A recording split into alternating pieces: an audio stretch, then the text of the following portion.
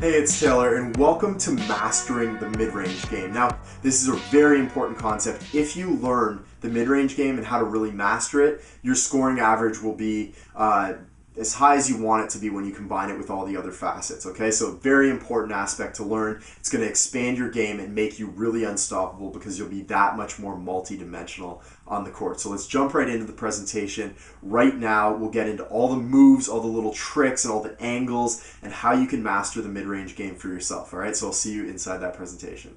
Okay, so let's really get into how to master the mid-range game. And we'll talk about how to score really at will on pull-up jumpers, kill dribbles, step-back moves, and how to use all the little angles and tricks to really make this effective in your own game. So let's talk about how to become a mid-range threat, first of all, an overview what we're going to talk about. Okay, so first of all, we're going to get into a little more defender control. And I know we've already got a full video on defender control, but we're going to make a couple little tweaks and identify a few opportunities within this concept of defender control. We're also going to talk about some of the keys to scoring in the mid-range, and finally some moves that you can use that are really very effective and I've used throughout my entire career, and I think that you will find them effective for your scoring average as well. So first of all, controlling and reacting. This is all about defender control, and I want to overview some of the important points and the opportunities that you need to focus on. So obviously, defender control is all about getting the defender moving fast in one direction, leaning, caught behind you, getting their hands down,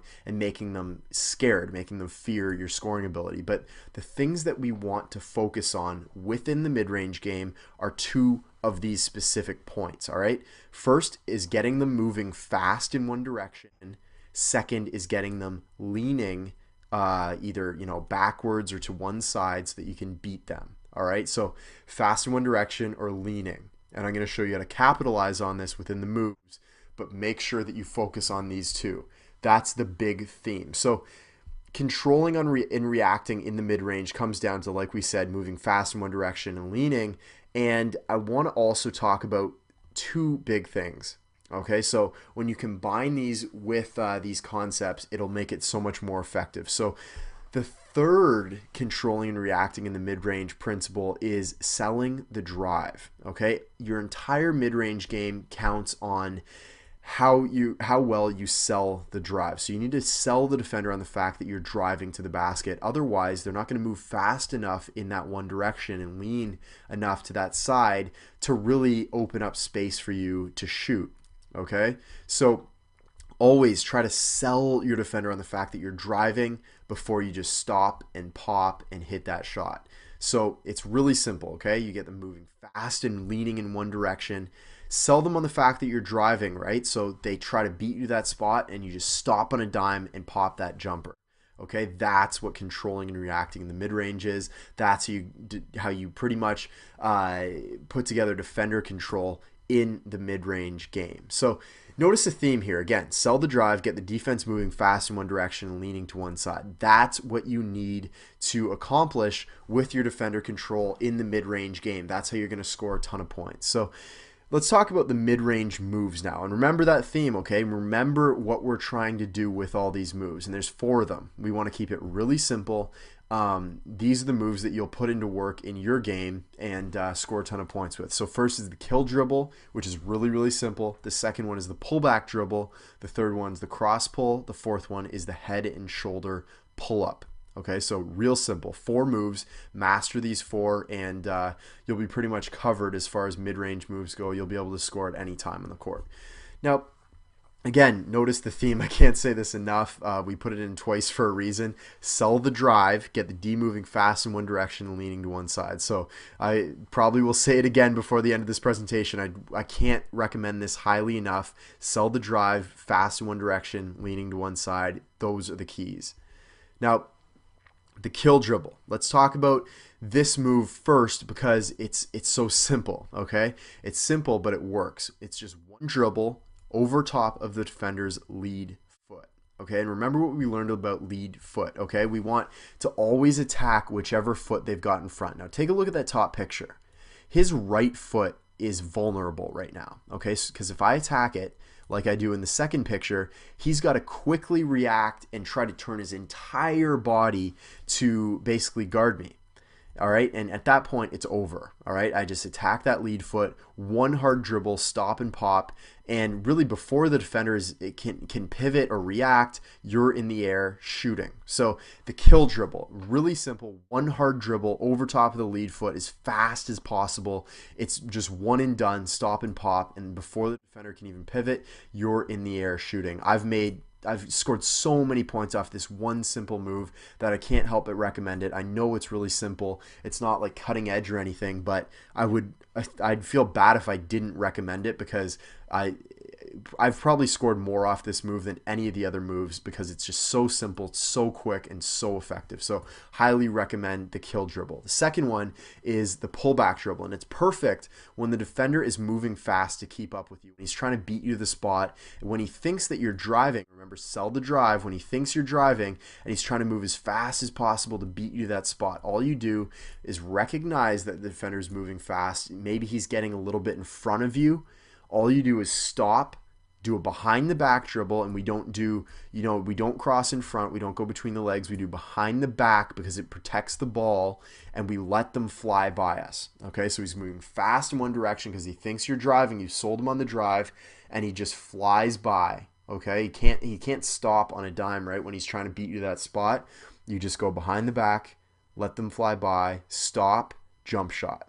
Really, really simple, but the key is, again, selling the drive. Make him move fast to that spot and try to keep up with you. So that's the pullback dribble. Very effective. Again, when you're driving, if the defender stays in front of you for some reason, you might want to improvise and use this move because it's very effective. The next one's the cross pull, and this is a variation on the kill dribble, and it's often a little bit more effective. Again, it often is more effective because the defender is not going to be quite as adept to the move because often you're going to use this move when you are already in a dribble situation. The kill dribble is a lot more effective when maybe you're in a face-up when you've caught the ball and you haven't put it on the floor yet and the defender is just facing up waiting for your move. The kill dribble is effective in that situation. The cross pull is more effective when you're already dribbling the ball. So for point guards, this is often a more effective move. Now, you can attack the lead foot with a long crossover dribble in this move, but I want to say that you can also attack the open foot. Okay, and this is something that we don't normally recommend with most moves, as you know, but you can often attack that open foot because he's already in a position to start moving quickly.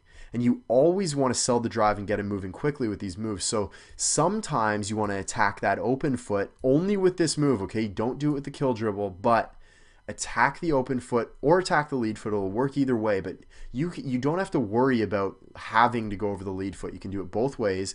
Attack whichever foot you want with a long crossover dribble. So long dribble, really quick, sell the drive again, stop and pop on a dime before he can react. And again, you see in that second picture, he's still on the ground. I'm already in the air shooting. So very effective move. You're going to want to definitely put this into your game and use it because you're going to score a ton of points with it. It's really, really simple. Cross pull, one long hard crossover, jump shot. Okay, it's so simple, but it works so, so well. Now the next one is the head and shoulder cross. And I've used this move a lot because it's really easy to put in place, right? You don't have to worry about the defense. It's just an in-place separation move. You don't have to worry about help defense, a second line of defense. You can really do it in whatever spot that you're in, and you can do it at any time, no matter where the defender is. And the whole key is that you always get them leaning backwards, all right? Attack them right where they are, get them leaning backwards, and the way you're going to do this is a specific sequence, okay? So you put the front foot out first, and again, we've detailed it in the pictures, front foot out first, all right? Put that foot down as if you're going to drive, hit a shoulder and head fake, okay? So shoulder and head follow that front foot, carry that back foot into jump shot. Okay, so front foot, shoulder, head, jump shot. Front foot, shoulder, head, jump shot. Front foot goes down first. Head and shoulder fake really hard right at the defender. This is where they lean back. As soon as they've leaned back, you hit that jumper. And the key to remember is you're not going to get a ton of space with this shot. If you're not a good shooter, don't use this move. And in fact, become a good shooter so that you can use this move because it's so effective. But you're not going to get a ton of space here. The key with this is quickness. All right, you freeze the defender for a split second. All right, front foot, shoulder, head, jump shot. They lean a little bit back, just give you that 1 inch, and you make them pay by draining the jumper in their face. Okay, so get the defense leaning backward, front foot, shoulder, head, jump shot. Very effective move. You can use it in place. No need to worry about the help D, and you can score a lot of points with it. So let's recap what we've gone over so far. Okay, we're going to control and react to our defender in the mid-range. We're going to get them leaning fast in one direction, okay, moving fast in one direction, and we do this by selling them on the drive. They think we're driving, but we're just going to stop and pop the jumper, okay? Works very well as long as you get them moving fast in one direction or leaning, all right? That's how you control your defender in the mid-range.